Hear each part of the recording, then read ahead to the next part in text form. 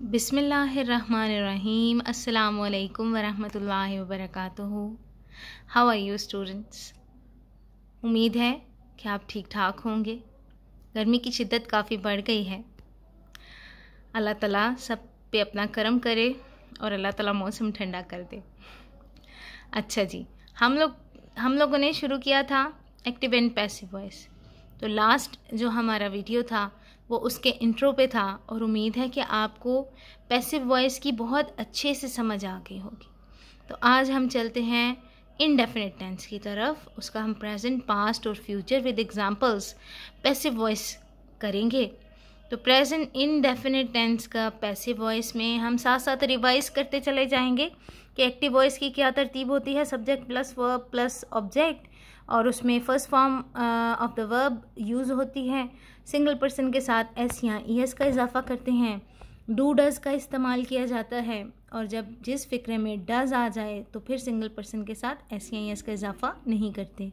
और उर्दू फ़िक्रे के आखिर में पहचान ये होती है कि ता है, ती है, ते हैं वगैरह आता है। अब जब हम प्रेजेंट इंडेफिनिट टेंस का पैसिव वॉइस बनाते हैं तो उसके उर्दू फ़िक्रे में भी ता है, ती है, ते है ही आखिर में आता है। और जब हम उसकी इंग्लिश को एक्टिव को पैसिव में करते हैं तो object in subject case plus helping verb plus by plus subject in object case. जैसे हमने के पहले पढ़ा था कि object into subject into object, ऐसे तरतीब चेंज हो जाएगी। तो ये इसी तरह होगा। यानी आप देखिए ये रूल है, object in subject case plus is are am plus third form. हमेशा पैसिव वॉइस में हमेशा आंखें बंद करके आप थर्ड फॉर्म लगा देंगे, plus by plus subject in object case. ये अब आपके सामने एग्जाम्पल्स आ रहे हैं, जैसे कि माय मदर लव्स मी, मेरी वालदा मुझसे प्यार करती हैं। ठीक है, ती हैं, तो I am loved by my mother. Me जो है वो आई में चेंज हो गया, ऑब्जेक्ट केस जो है वो सब्जेक्ट केस में बदल गया, और फिर माय मदर उसी तरह ही हमने एंड पे बाय के बाद लगा दिया। एम हेल्पिंग वर्ब लगा दिया और वर्ब प्लस वर्ब की थर्ड फॉर्म लव्ड की सूरत में लगा दी। नेक्स्ट आ गया जी नेगेटिव वाला फिक्रा, she does not wash my clothes, my clothes are not washed by her. Are है, नॉट से पता चल गया नेगेटिव फिक्रा है, आर लगाया हुआ है। अब मोस्टली इज़ आर एम के साथ फर्स्ट फॉर्म प्लस आईएनजी होती है, तो अगर इज़ आर एम के साथ फर्स्ट फॉर्म प्लस आईएनजी हो तो वो तो कॉन्टिन्यूस का फिक्रा बनेगा। तो यहाँ पे अब आप देखें कि my clothes are not washed by her, तो बाय भी है, वॉश्ड भी है, यानी थर्ड फॉर्म है। तो आप देखेंगे कि जब हेल्पिंग वर्ब के साथ थर्ड फॉर्म यूज़ हो रही है तो ये ज़रूर पैसिव वॉइस का फिक्रा है। आगे सवालिया फिक्रा देखिए कि do you sell potatoes, are potatoes sold by you. उम्मीद करती हूँ कि आपको प्रेजेंट इंडेफिनिट टेंस के रूल्स की अच्छे से समझ आ गई होगी। अगर आप इसको नोट कर लेंगे और आप इसकी प्रैक्टिस करेंगे तो आपको बहुत अच्छे से फिंगर टिप्स पे सब पॉइंट्स याद हो जाएंगे। पास्ट इंडेफिनिट टेंस का एक्टिव वॉइस हम रिवाइज करते चले हैं। Subject plus verb plus object, simple second form use होगी, डिड या डिड नॉट का यूज़ होगा। डिड को फिक्रे के शुरू में ले जाएंगे, और जब ये पॉइंट याद रखें, प्रेजेंट इंडेफिनिट में क्या था, जिस फिक्रे में डज यूज़ हो जाएगा तो सिंगल पर्सन के साथ एस या ईएस का इजाफा नहीं होगा। और पास्ट इंडेफिनिट में क्या है, सेकंड फॉर्म यूज़ हो रही है ना, ठीक है। तो जिस फिक्रे में डिड आ जाएगा, चाहे वो सवालिया फिक्रा है, इंटेरोगेटिव है, चाहे वो नेगेटिव सेंटेंस है, तो जब भी किसी फिक्रे में आप डिड यूज़ करेंगे तो आपकी जो सेकंड फॉर्म होगी that will be converted into first form, वो फिर फर्स्ट फॉर्म में कन्वर्ट हो जाती है। अब हम चलते हैं पास्ट इंडेफिनिट टेंस के पैसिव वॉइस के रूल्स की तरफ। पैसिव वॉइस में जो उर्दू फिक्रात हैं उनका तो उसी तरह ता था, ती थी, ते थे, या अलिफ छोटी है बड़ी है वगैरह एंड में आता है। और इस में ये इंग्लिश वाले फ़िक्रात करने के बाद मैंने उर्दू फ़िक्रात की भी कुछ एग्ज़ाम्पल्स आपके लिए रखी हुई हैं, इंशाल्लाह आपको अच्छे से समझ आएगी। तो इसका रूल देख लीजिए। पैसिव वॉइस बनाने के लिए ऑब्जेक्ट इन सब्जेक्ट केस में ऑब्जेक्ट जो है वो सब्जेक्ट बन जाएगा, plus helping verb plus by plus subject in object case. फिर इसी तरह हेल्पिंग वर्ब इसमें जो है वो वाज वर यूज़ हो रहा है, प्लस थर्ड फॉर्म यूज़ हो रही है, प्लस बाय यूज़ हो रहा है, और ऑब्जेक्ट इन सब्जेक्ट केस या सब्जेक्ट इन ऑब्जेक्ट केस उसी तरह चेंज हो जाएगा। और ये इसकी कुछ एग्ज़ाम्पल्स हैं जो आपके लिए मैंने यहाँ नोट डाउन की हुई हैं कि she bought a book was bought by her, I lent him my camera. आप देखिए सादे फ़िक्रे में सेकंड फॉर्म लगी हुई है, I lent him my camera, मैंने उसको अपना कैमरा दिया, तो my camera was lent to him by me. He did not knock at the door, did आ गया तो हमने नॉक्ड नहीं किया, हमने सिंपल फर्स्ट फॉर्म कर दी। जब डिड यूज़ होगा फ़िक्रे में तो second form will be converted into first form. Then he did not knock at the door जो है उसका पैसिव वॉइस बनेगा, the door was not knocked at by him. अब यहाँ हमने नॉक्ड कर दिया, हमने थर्ड फॉर्म लगा दी।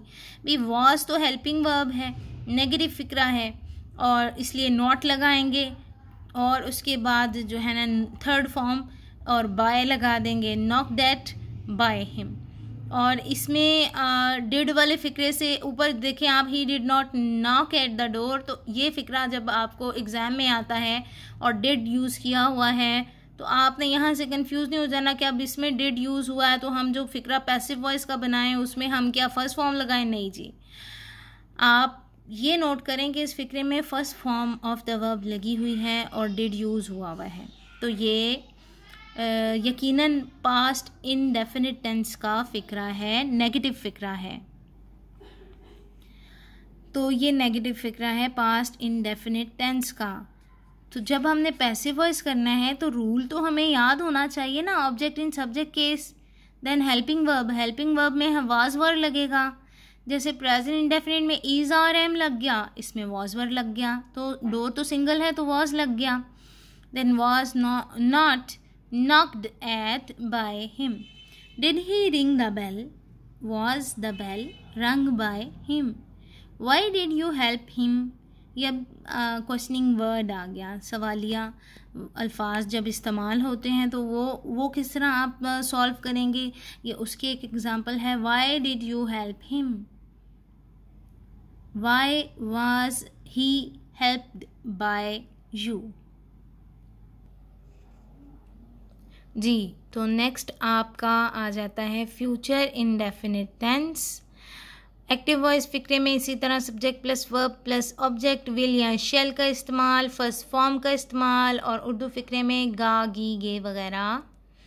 और जब हम इसको पैसिव वॉइस में कन्वर्ट करेंगे तो उर्दू फ़िक्रे की तो पहचान वही होगी, गा गी गे ही होगा आखिर में, और उसको कैसे आप ट्रांसलेट करेंगे वो मैं आपको नेक्स्ट एग्जांपल्स में बताती हूँ। अभी हम इंग्लिश फ़िक्रात की तरफ चलेंगे कि इंग्लिश फ़िक्रा है एक्टिव वॉइस का, तो उसे पैसिव वॉइस में कन्वर्ट करने के लिए फ्यूचर इंडेफिनिट टेंस के क्या रूल्स होंगे। Object in subject case plus helping verb plus by plus subject in object case. तो ऑब्जेक्ट इन सब्जेक्ट केस उसी तरह, अब देन इसमें helping verb will be shall B हो जाएगा। विल या शैल था और फर्स्ट फॉर्म थी, यहाँ will be shall B plus third form plus by plus subject in object case. अब यहाँ पे हम एग्जाम्पल्स लगाते हैं। ये देखिए मैंने आपके लिए एग्जाम्पल्स कोट की हुई हैं। He will sell a house. A house will be sold by him. We shall not sing songs. Songs will not be sung by us. Who will help her? By whom will she be helped? When will the when will they recite the Holy Quran? I'm sorry, लिखने में मैंने दे को का Y नहीं लिखा था. Anyways, when will they recite the Holy Quran? Sorry again. When will they recite the Holy Quran? When will the Holy Quran be recited by them? I shall invite him. He will be invited by me. So ये examples हैं. Will be, shall B हो जाएगा और साथ में जो है ना वो third form of the verb होगी, बाय होगा. ठीक है. और ये आपके इनडेफिनिट टेंस के तीनों प्रेजेंट, पास्ट और फ्यूचर इनडेफिनिट टेंस के हमने रूल्स सीखे हैं कि एक्टिव वॉइस फ़िक्रे को पैसिव वॉइस में कन्वर्ट करने के लिए आपको किन किन चीज़ों को ध्यान में रखना होगा. जी, तो स्टूडेंट्स, जैसे मैं कह रही थी कि उर्दू ट्रांसलेशन के लिए हमने क्या करना होगा या कैसे हमें पता चलेगा कि ये पैसिव वॉइस फ़िक्रात हैं और हमने इनको इंग्लिश में ट्रांसलेट करना है.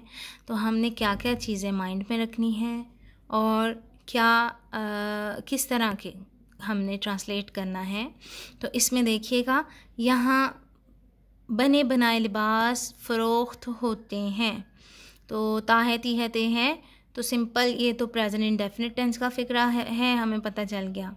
तो अब हमने जब उसको ट्रांसलेट करना है तो हमने प्रेजेंट इंडेफिनिट टेंस का जो पैसिव वॉइस के रूल्स हैं उनको माइंड में रखना है. Readymade garments are sold here. Are sold helping verb plus third form of the verb. Helping verb में इज़ आर एम यूज़ होता है, तो गारमेंट्स ज़्यादा हैं तो हमने आर यूज़ किया है. इसी तरह अली को सज़ा नहीं दी जाती. Ali is not punished. Ali is not punished. इसमें आप देखें कि बाय का यूज़ नहीं है और सब्जेक्ट ऑब्जेक्ट इनटू सब्जेक्ट या सब्जेक्ट इनटू ऑब्जेक्ट वाला भी मामला नहीं है. इसमें सिंपल सब्जेक्ट है और वो उसी तरह यूज़ हो रहा है. बुरी सोहबत कैसे इख्तियार की जाती है. How is the bad company adopted. ये आपके प्रेजेंट इंडेफिनिट टेंस है. नेक्स्ट आपका आगे, चिट्ठी डाक में डाल दी गई. अब ये छोटिए बड़िए अलिफ आया, ये किसी पास्ट के ज़माने का है और ये इनडेफिनिट ज़माने का है, पास्ट इनडेफिनिट टेंस का है कि चिट्ठी डाक में डाल दी गई. Simple past indefinite tense. तो उसको जब आप पैसिव वॉइस के रूल्स को माइंड में रखते हैं तो उसमें क्या चीज़ आ जाती है, helping verb plus third form of the verb. ठीक है. तो चिट्ठी, द लेटर वाज पोस्टेड, चिट्ठी डाक में डाल दी गई. मरीज़ का ऑपरेशन एहतियात से ना किया गया. ये नेगेटिव वाला फ़िक्रा एक मैंने दे दिया, एक मैंने क्वेश्चनिंग सेंटेंस दे दिया ताकि आपको अच्छे से समझ में आए. अगर आप चाहेंगे तो इससे भी मज़ीद ज़्यादा एग्ज़ाम्पल्स भी मैं आपको दे सकती हूँ. आपके फ़ीडबैक के साथ ही है कि अगर आप मज़ीद इसको ज़्यादा तफसीलन और ज़्यादा एग्ज़ाम्पल्स के साथ समझना चाहें तो एक वीडियो और इस पे बन जाएगी. फ़िलहाल तो हम ये करके नेक्स्ट हम इंशाल्लाह कंटिन्यूस टेंस को करेंगे. तो the patient was not operated upon carefully. Was not helping verb के साथ नॉट यूज़ हो गया, third form of the verb use हो गई. देन आगे, सर्टिफिकेट किसको दिया गया. ये भी पास्ट का है, सवालिया फ़िक्रा है. Who was given the certificate. Was आ गया पैसिव वॉइस का, थर्ड फॉर्म आ गई पैसिव वॉइस की. ठीक है जी. सर्टिफिकेट किसको दिया गया. नेक्स्ट फ्यूचर के 3 एग्जाम्पल्स हैं. इस नज़्म का तर्जमा किया जाएगा. इस नज़्म का तर्जमा किया जाएगा. This poem will be translated. इसी तरह विल या शैल को की जगह हम will be shall be use करेंगे और third form of the verb use करेंगे. बाय का कंसेप्ट इन फ़िक्रात में नहीं है. इस हुक्म को नहीं माना जाएगा. This order will not be obeyed. हमें जुर्माना क्यों किया जाएगा. Why shall we be fined. Hope so आपको बहुत अच्छे से समझ आई होगी और आपने सारे मेन पॉइंट्स को अच्छे से समझ लिया होगा। मेरी आपसे ये दरख्वास्त है, मेरी आपसे ये रिक्वेस्ट है, काइंडली आप अच्छे से इस वीडियो को देखिए और इन पॉइंट्स को समझें। जब आप इन पॉइंट्स को फिंगर टिप्स पर याद कर लेंगे, अपने माइंड में अच्छे से बिठा लेंगे, तो आप कभी भी गलती नहीं करेंगे। आपको एक्टिव से पैसिव बनाने में कभी मसला नहीं आएगा और आपकी पूरे टेंसेस के ऊपर अच्छी ग्रिप बन जाएगी इंशाल्लाह ताला। असातिज़ा की दुआएं आपके साथ हैं, मेरी दुआएं भी आपके साथ हैं। अल्लाह ताला आपको बहुत बहुत बहुत कामयाबियां अता करे। नेक्स्ट आपके एग्ज़ाम्स होने वाले हैं और ये मेरे वीडियोस इंशाल्लाह आपके बहुत काम आने वाले हैं। दुआओं में याद रखिएगा, अपना ख्याल रखिएगा और हमारे चैनल को द पाकी एकेडमी को जो कि आपका अपना चैनल है, इसको सब्सक्राइब करना मत भूलिएगा और काइंडली अपना फ़ीडबैक ज़रूर दीजिएगा। आपकी दुआओं की तालिब मिस आयशा खातिम। जज़ाकुमुल्लाह खैर, फ़ी अमानिल्लाह।